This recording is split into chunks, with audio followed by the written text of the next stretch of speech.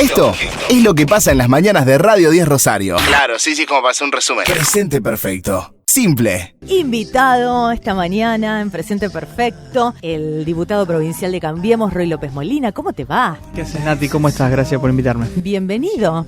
Gracias, muchas gracias. Contame cómo viene todo, cómo arrancó el año legislativo. Bueno, el año legislativo para la Cámara de Diputados de la provincia todavía no arrancó. No arrancó. Pero tiene un motivo eso. No es que yo esté de acuerdo, pero es la realidad. Nosotros tenemos una constitución muy vieja que establecía que el año legislativo en la provincia arranque recién el 1 de mayo.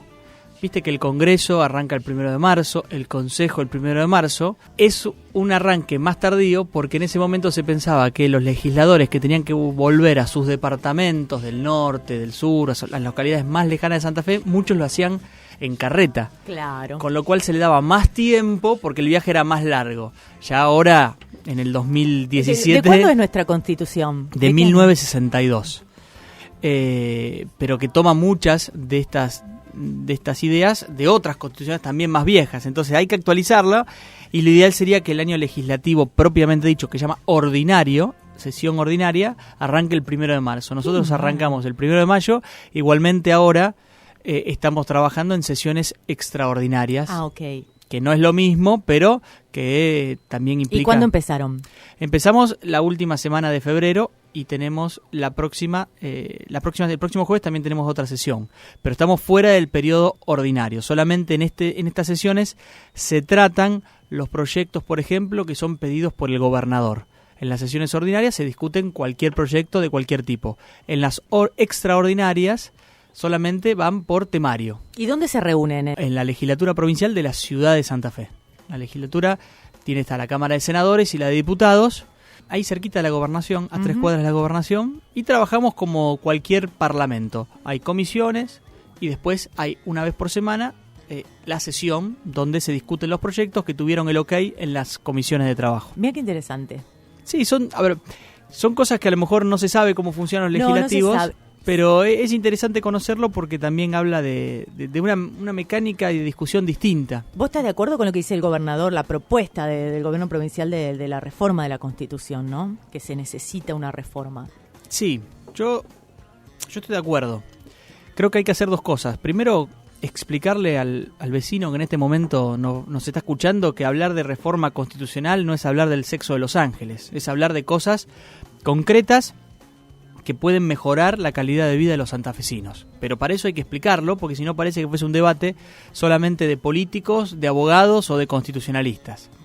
Y lo segundo que creo es que si bien hay que reformar la Constitución, esa Constitución tiene que ser para, insisto, mejorar la manera que vivimos los santafesinos, cómo tenemos más seguridad, cómo tenemos un sistema tributario, impuestos que acompañen la producción y no le pongan la pata encima, cómo tenemos un sistema educativo mucho más inclusivo.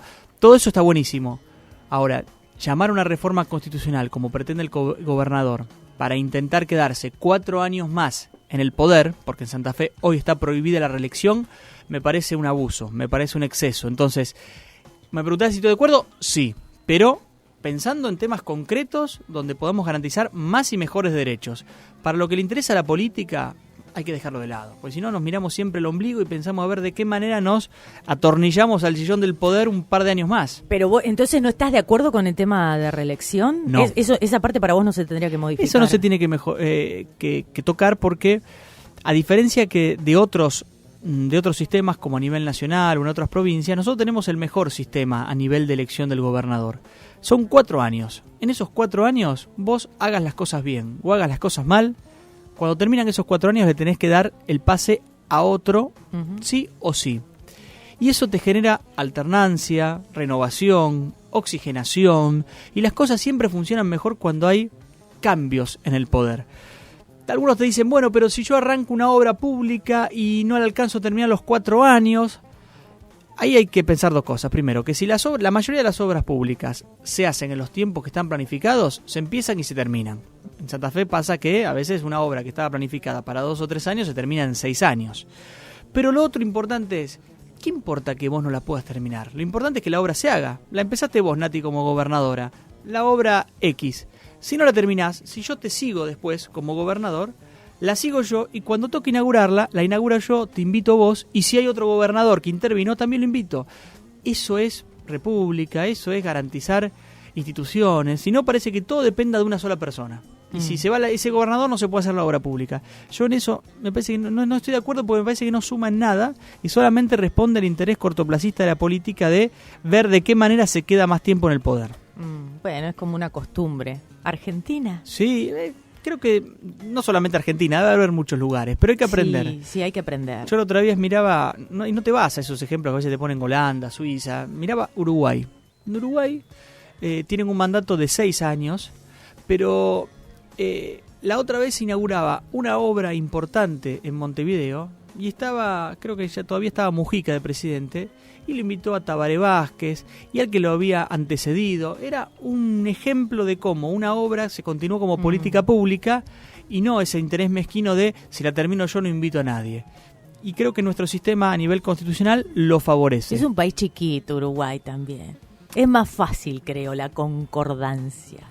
No sé, la verdad no sé si depende de la extensión. Hay países chiquitos también muy conflictivos y hay otros muy grandes que funcionan muy bien. Depende de la madurez ciudadana, no política, porque los políticos salen de una sociedad, no salen de un repollo. Entonces, creo qué desastre, ¿no? Eso que vos decís, yo por ahí pienso.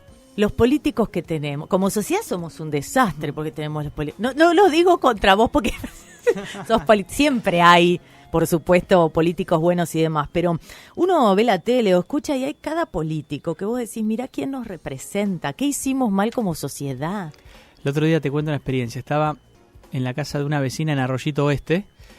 Nosotros hacemos habitualmente reuniones de vecinos y yo miraba que había desconfianza en el ambiente. No me conocían ellos, la primera vez que me veían, y había como desconfianza. Hasta que en un momento me cansé de que haya todo como un clima así de tensión para descontracturar un poco, porque aparte no estábamos tomando el examen a nadie, la idea que es un diálogo fluido. Y diga, miren, yo sé que soy político y formo parte de todo un grupo de gente donde la mayoría piensa que los políticos solamente vienen a ver cómo meten la mano en la lata. Bueno, algunos queremos hacer las cosas de otra manera. Uh-huh.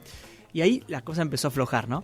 Pero los políticos son parte de una sociedad que necesita madurar de algunas cosas. En otras hemos, de verdad, dado pasos importantes. Acabamos de conmemorar el 24 de marzo y yo no creo que haya hoy una persona en Argentina de buena fe y bien nacida que plantee como alternativa algo que no sea el ejercicio democrático. En eso dimos un paso adelante, que nos costó mucho, ¿eh? Nos costó casi... y del año 1930 al 83 darnos cuenta que el camino era la democracia. En otros aspectos tenemos que ir creciendo como sociedad y esto después impacta en la política, pero también impacta en la dirigencia gremial. Mirá los sindicatos que por momentos tenemos, en la dirigencia empresarial, empresarios que permanentemente están remarcando precios aún cuando la inflación baja. Entonces, es parte de lo mismo. Sí, somos todos, pero por supuesto. Pero creo que también... hay que tener una mirada, yo por lo menos tengo una mirada muy optimista, por eso hago política, porque creo que los cambios se pueden producir, y la sociedad cada vez ya no compra buzones. Yo creo que cada vez más elige en libertad lo que quiere, aun cuando está esta discusión, qué impacto tienen los medios, cómo se puede condicionar el voto de una persona a través de mecanismos indirectos como las redes sociales. Yo creo que el argentino a la hora de votar cada vez más tiene mayor libertad. Incluso porque tiene muchas formas de comunicarse o de informarse que antes no tenía. Antes era un determinado diario, un determinado canal y una determinada emisora de radio. Ahora hay muchísimos medios que favorecen que el vecino a la hora de votar después vota lo que quiere, más allá del intento clientelar de algún partido político. ¿Qué opinas que salieron varios a decir que no eran 30.000 los desaparecidos? Varias gente por ahí relacionada con el gobierno. O que el presidente no haya... hecho más que un posteo en Facebook sobre eso. Yo creo que hay discusiones que en Argentina no tenemos que dar más. Porque aparte son completamente improductivas darlo. El número de los 30.000 desaparecidos es un número que es muy caro a los afectos de todos los argentinos. De los afectos, de los sentimientos, de los dolores de los argentinos. Y es un gran símbolo que significa lo que no tenemos nunca más que volver a hacer. Y entonces esto de estar permanentemente, todos los años, por los dichos de alguno, que yo no estoy de acuerdo, volviendo a hacer una suerte de revisionismo histórico, la verdad no tiene ningún sentido. Porque profundizamos las divisiones, profundizamos los odios, abrimos heridas y que de verdad tenemos que mirar para adelante. Porque nos costó mucho lograr la democracia, nos costó mucho también juzgar delitos de lesa humanidad. Claro. En España nunca lo juzgaron. Por eso, por ejemplo, digamos, un logro que por ahí uno no reconoce. Por eso cuando alguna vez en los primeros años de democracia se impulsaban leyes o de evidencia de vida, de punto final, para cerrar una página en la historia, eso creo que a nosotros nos tiene que hacer reflexionar. No hay posibilidad de paz si no hay justicia. Con lo cual esa justicia fue llegando, ¿cierto? Y pretender debates que nos hagan volver para atrás, yo no estoy dispuesto a darlo. Bien. Sí tenemos que saber aquellas cosas a las cuales no tenemos que volver nunca más y aquellas cosas a las que sí nos tenemos que abrazar. Bien. Sí tengo una mirada de mucho cuestionamiento a aquellos defensores de los derechos humanos, madres y abuelas de Plaza de Mayo, que durante mucho tiempo llevaron una tarea enorme y loable, y ahora uno escucha decir a Eve de Bonafini, nosotros no somos democráticos.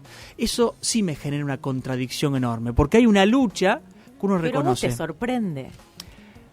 Es que me tiene que seguir sorprendiendo, porque son sí. símbolos de esa lucha por los derechos humanos, por la democracia, y que después, en un momento dado, por la inercia política de un momento coyuntural, símbolos de esas características se refieran de una manera tan peyorativa al concepto de democracia, a mí, no digo que me preocupa, pero sí me sorprende. Pero igualmente creo que la mayoría de los argentinos, y en esto lo digo con mucha convicción, ya estamos en otra sintonía. Yo creo que sí. Ya estamos en otra sintonía. Sí. Por eso, sí. estos debates que a veces nos intentan hacer volver para atrás, no estoy dispuesto a conversarlo. Me gusta lo que pero decís, darlos. tenés razón. Tenés totalmente, es así. ¿El empleo creció en la provincia? ¿Cómo venimos? Estamos todavía saliendo del pantano, ¿no? Estamos ahí como en el fondo del pozo, allá por el 2015, y salir de ese fondo del pozo no es fácil. A mí no me gusta decir que estamos en el fondo del pozo. ¿Estábamos tan mal como dicen ustedes? ¿Querés otra metáfora? Estábamos al borde del abismo. ¿Al borde del abismo qué significa? Que otra vez íbamos a una crisis profundísima. Y cuando uno mira a Venezuela, lo que está pasando en Venezuela es simplemente un camino que los argentinos no terminamos de recorrer porque decidimos cambiar. Ahora, cuando uno quiere sostener cuestiones que no existen en la realidad, un sistema productivo que no produce, un Estado que no es un Estado presente, sino que es un Estado entrometido que crece enormemente porque ingresa gente que el Estado no necesita, los famosos ñoquis, que sostiene el consumo con inflación o con emisión, que te genera inflación, con deuda. Todo eso es un cóctel explosivo. Pero la deuda externa no la teníamos. Es que nosotros canjeamos deuda externa por deuda interna, en un momento donde el mundo, en épocas del kirchnerismo, estaba muy dedicado a prestar plata a bajo interés. Nosotros elegimos otro camino y, por ejemplo, comerciábamos con Venezuela, que nos establecía tasas siderales de interés. Lo que está pasando con Sancoroy es una consecuencia de ese modelo que estaba llevándonos a una crisis directa. Sancoroy es una cooperativa que está en crisis porque el gobierno bolivariano de Venezuela le deba $150 millones en un acuerdo que le dio oxígeno por un tiempo y después nunca le pagó la leche que le compró. Entonces, estábamos al borde del abismo. Empezamos a retroceder y a retomar una senda distinta. ¿En dónde estamos? Estamos en un momento donde la inflación de a poco va bajando. Cuando baja la inflación, cada punto de inflación que bajamos, hoy estamos en la inflación más baja desde el 2008, es un punto de poder adquisitivo, de sueldo que recuperamos, y donde el empleo se está recuperando a partir del mes de julio y de agosto. Hay datos concretos del sistema previsional del Ministerio de Trabajo que indican que de julio a enero del 2017 se crearon empleo genuino, privado y en blanco, 75.000 puestos de trabajo. Claro que falta muchísimo, claro que tenemos un argentino de cada 3 en la pobreza y en la indigencia, pero no nos tenemos que guiar por aquellas miradas o visiones pesimistas de que todo está mal. La inflación baja y es una realidad, el empleo se va recuperando y en la Argentina vuelven a recuperarse las inversiones. De hecho, Renova, que está acá cerquita, es una empresa vinculada a las exportaciones en la ciudad de Timbúes, está invirtiendo $450 millones que van a generar empleo. esas son las... Sí, pero la apertura de las importaciones no genera un deterioro de la industria nacional. Ahí es un tema buen de debate. competencia de precios. Es un buen debate darlo y agradezco la pregunta porque desde algunos lugares se quiere instalar que estamos en un momento donde la Argentina le volvió a abrir las puertas al mundo de una manera indiscriminada y volvieron a entrar los productos chinos como sucedía en otras épocas. Y la verdad que si uno va a los números concretos, a las estadísticas oficiales, hoy las importaciones todavía no llegaron a los límites que tenían en el año 2011, donde estaba un gobierno supuestamente nacional y popular. Crecieron las licencias no automáticas, aquellos productos que necesitan el permiso para ingresar al país.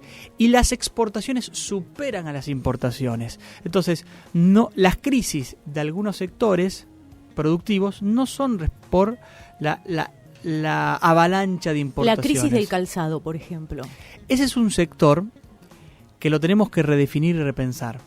Porque no es razonable que, como el sector textil, no es razonable que los argentinos, los que pueden, tengan que irse afuera o a Chile a comprar ropa. Nosotros deberíamos comprar ropa en Argentina a precios razonables. A mí me pasó, tuve la oportunidad, me invitaron a un viaje a Estados Unidos, el Consejo Americano de Jóvenes Líderes Políticos en febrero. Nunca había ido a Estados Unidos, me fui a Washington y a Austin, que es la capital del estado de Texas. Era una agenda institucional muy cargada, pero el último día tuvimos la oportunidad de ir a conocer un shopping de Texas. Te cuento una experiencia, me compré unas zapatillas que allá salían 900 pesos a cambio argentino, que acá están 2.700 pesos. Entonces, esas son las cosas que hay que ir cambiando. Pero me parece... Bueno. Lo que sí hay que ganar es competitividad. ¿Cómo ganamos un mercado interno competitivo? Y lo que hay que hacer es empezar a bajar los costos. ¿Y no es con precarización laboral? No, es quitándole, por ejemplo, presión tributaria al sector productivo. Nosotros tenemos planteado una reforma fiscal donde pague más el que más tiene. Hoy todos nuestros tributos nuestros impuestos son completamente distorsivos. ¿Por qué? Porque son regresivos, pesan más en el que menos tiene, porque todos se trasladan al consumo. Tenemos que ir a una matriz tributaria mucho más equitativa y razonable. Y también después hay que empezar a reducir costos, que por lo menos nosotros desde el Gobierno Nacional lo que estamos haciendo, quitando los costos invisibles de la corrupción. Cuando vos tenés todo un sistema diseñado que depende de un solo funcionario, como sucedía en el kirchnerismo, y es muy probable que además de los costos habituales de la producción, tengas un costo oculto de aquello que tenés que poner en alguna ventanilla para poder exportar, importar y comerciar. Esa es la manera de ir ganando competitividad. La competitividad no se gana con esta vieja idea que nunca funcionó de vivimos con lo nuestro. Si nosotros le queremos vender al mundo nuestros productos y abrimos más de 20 mercados en estos 15 meses para 44 productos argentinos, algo le tenemos que comprar al mundo. Ahora, le vamos a comprar al mundo y nosotros tenemos que tener las condiciones de nuestro sistema productivo para competir en igualdad de condiciones. Y si hay algún sector que por sus características objetivas sigue siendo demasiado débil, hay que ayudarlo a reconvertirse. Y tenemos el ejemplo de los productos tecnológicos. Otro producto que los argentinos salimos, los que pueden, desesperados a comprar tecnología afuera. Y los que no, tienen que comprar productos tecnológicos, computadoras y celulares a precios altísimos. ¿Aumentó el consumo? El consumo de productos tecnológicos, yo creo que todavía no, porque no se aplicó, creo que es a partir del 1 de abril, la quita de los aranceles a los productos tecnológicos. Pero el consumo en general de a poco se está recuperando. Ahora, nosotros quisimos cambiar el eje. En el kirchnerismo el motor de la economía era el consumo. El problema del consumo es que es como la espinaca de Popeye. Te comes la espinaca, durante un tiempo estás a full y después pasa el efecto de la espinaca y volvés a estar en las condiciones normales. El consumo para la economía es lo mismo. Es un combustible de corto plazo. Te sirve en el corto plazo, pero después, si no hay un sistema que crezca con el consumo, lo único que te genera es inflación. Nosotros cambiamos el eje y dijimos, el consumo que sea consecuencia de otras cosas, que sea consecuencia de la inversión, tanto privada como pública, y de las exportaciones. Y eso empieza a generar consecuencias positivas a nivel de consumo. Inversión pública, 12.000 millones de dólares en obras viales. Datos concretos, en todo el país. Eso te está generando aproximadamente, en los próximos años, 100.000 puestos de trabajo. ese empleo que se va recuperando después se puede invertir en consumo. Si vos pretendés solamente aumentar el salario todos los años en paritarias ficticias porque nunca alcanzan el ritmo de la inflación... Claro, sí, si hacemos paritaria forever, esto no termina nunca. No termina, pero aparte porque siempre vas corriendo atrás el carro. Entonces, estamos en un momento donde todavía hay incertidumbre y ansiedades, donde de verdad, Nati, te digo, a todos nos gustaría que fuese a un ritmo mayor del que va. La gente está un poco enojada. Y es razonable, pero también hay una confianza y una esperanza que ese enojo todavía no logró vulnerar. Y cuando uno va viendo números concretos, datos concretos, uno piensa que estamos haciendo las cosas bien y que aunque vayamos a un ritmo menor del que quisiéramos, seguramente este va a ser un muy buen año, porque Argentina hacía mucho que no crecía y el 2017 todo indica que vamos a estar creciendo. Y no eso es un dato abstracto. Esperemos. Ojalá, y es para lo que trabajamos, y yo sé que el presidente está en ese camino, y a pesar de que le digan barbaridades, no nos vamos a mover ni tampoco vamos a contestar cada una de las chicanas que nos dicen permanentemente. Che, escucha, ¿lo conoces a Durán Barba? No lo conozco. ¿Cómo que no? ¿En serio? ¿Nunca? No lo conozco, nunca estuve con él. Sí con dirigentes políticos, pero no con él. Bueno, cuando estuve con Anita Martínez charlando, que la entrevisté, le pregunté si lo conoce y me contó algunas cosas. No, yo no tuve la oportunidad de conocerlo. Tal vez creo que una vez vino a dar una charla a una fundación de la ciudad y fui como asistente, pero nunca tuve trato con él. Obviamente que hay todo un equipo de comunicación y de marketing que sigue los lineamientos que nosotros planteamos, pero no, personalmente no. Bueno, viniste por un proyecto para contar Y nos enganchamos con otros temas que son más interesantes. La Red de Contención Integral para la Inclusión Social y Educativa. ¿Cómo es el tema? Contame un poquito. El objetivo principal es lograr una escuela más inclusiva, mucho más abierta y que garantice igualdad de oportunidades. Planteamos un acompañamiento que vaya desde lo pedagógico, es decir, lo que ocurre en la escuela, en ese proceso de enseñanza-aprendizaje, pero también desde lo social, que mire desde la escuela y más allá de la escuela. Porque a veces aparece un chico con déficit de atención, revoltoso. Bueno, en realidad, y tratamos de buscar las causas de esa situación, o que no presta atención, o que no puede aprender conceptos de una manera más rápida dentro de la escuela. Uh-huh.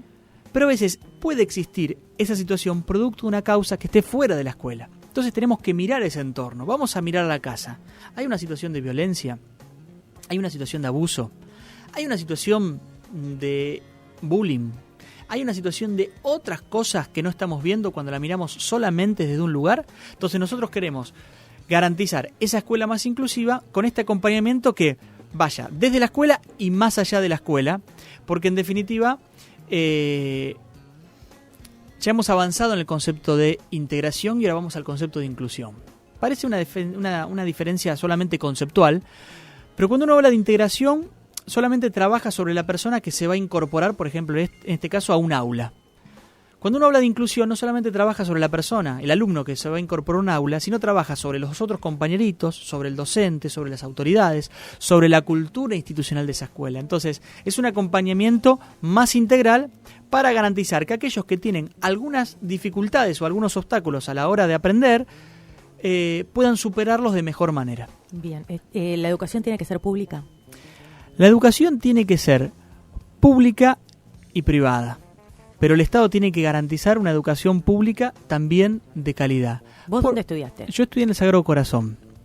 ¿Y la Facu? Y la Facu en la Universidad Católica. Y fue una decisión que tomé por convicción, porque pretendía darle a mi carrera de Derecho una visión mucho más humanista, mucho más social, que por momentos en la facultad o en la universidad pública no lo daba, pero no porque no sea un concepto de calidad, sino porque tenía otra visión del derecho. Pero la verdad que yo creo que tenemos que trabajar para mejorar todo nuestro sistema educativo. Es verdad que nuestro sistema educativo público está en una situación de mayor complicación. Y cuando el presidente habla de esta comparación entre lo privado y lo público, lo único que hace es expresar una realidad, que es que hoy la mayoría de las familias que puedan optar por una escuela privada lo hacen, y la escuela pública en la mayoría de los casos, no digo que haya uno que no, es una segunda opción. Y el error está en pensar es que la escuela privada es solamente el colegio inglés. No tendrá algún amigo en el colegio inglés, no lo sé, pero le mando un abrazo y no lo tomen como ofensivo. Pero no es solamente eso. Hoy una escuelita confesional en un barrio de la ciudad es una escuela privada. Entonces, tenemos que trabajar por la calidad educativa. Eso significa mejorar la capacitación docente, la carrera docente, los mecanismos de evaluación, la infraestructura, el salario, los contenidos, la incorporación de las tecnologías de la información y las comunicaciones al aula, porque de nada sirve repartir computadoras cuando en algunos lugares no hay conectividad. Entonces, como había hecho el hijo de la Rúa, ¿te acordás? ¿Cómo? No me acuerdo que de había eso. hecho, me acuerdo, básicamente, creo que era Hito de la Rúa, el plan de llevar computadoras a las escuelas, y había escuelas en el país que no tenían luz. Bueno, a ver, eso son, viste, cuando la política se fanatiza con determinadas cosas y después no mira la realidad. Entonces, claro, trabajemos por escuelas y nosotros estamos trabajando para conectar todas las escuelas del país y que tengan acceso a Internet, que ya el Internet no es un lujo para nadie, es como el celular. Ya hoy son parte de las necesidades de todos los días, la conectividad, el estar conectado y el poder comunicarse.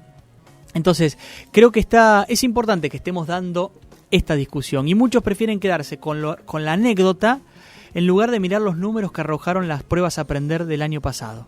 900.000 chicos fueron a rendir esas evaluaciones para ver cómo estábamos. No se puede mejorar lo que no se mide, lo que no se mensura. Y estamos realmente mal. La mayoría de los chicos no tiene comprensión de textos, la mayoría de los chicos no tiene la posibilidad de hacer operaciones matemáticas de las más básicas. Entonces, ese es el estado de situación. ¿Tenemos que quedarnos llorando sobre la leche derramada? De ninguna manera. Sobre eso, empezar a construir una escuela pública que de verdad sea accesible para todos, y la escuela privada que siga siendo una opción, porque eso te garantiza también la libertad de opción para el que lo necesite. Ahora, cuidado con esto, que mejorar la escuela también significa mejorar las condiciones de los chicos que van a la escuela. De nada sirve mejorar la escuela si vos tenés chicos que en el primer año de vida no recibieron la nutrición suficiente y que quedaron con su CPU, lamentablemente, complicado de por vida. Y el otro día lo escuchaba el doctor Abel Albino, que dice, el primer año de vida es fundamental para cualquier persona. No solamente desde la alimentación y desde la buena alimentación, sino desde la contención. Un chiquito, uno le da de comer, pero no le da afecto o contención, probablemente tenga un menor desarrollo de aquel que creció en un ámbito, además con la comida o la alimentación suficiente, con una buena contención. Así que son debates que tenemos que dar en Argentina, que es lo que nos va a permitir crecer sostenidamente por mucho tiempo. Gracias, Roy, por haber venido, un placer. Se extendió la charla. Se extendió. Bueno, muy lindo. Yo hablo mucho a veces, ¿eh? Yo pregunto. Sí. Diputado provincial de Cambiemos, Roy López Molina, muchas gracias. Bueno, gracias a vos. Desde el 106.3, desde Rosario, Argentina, estás escuchando Radio 10. Hacemos radio.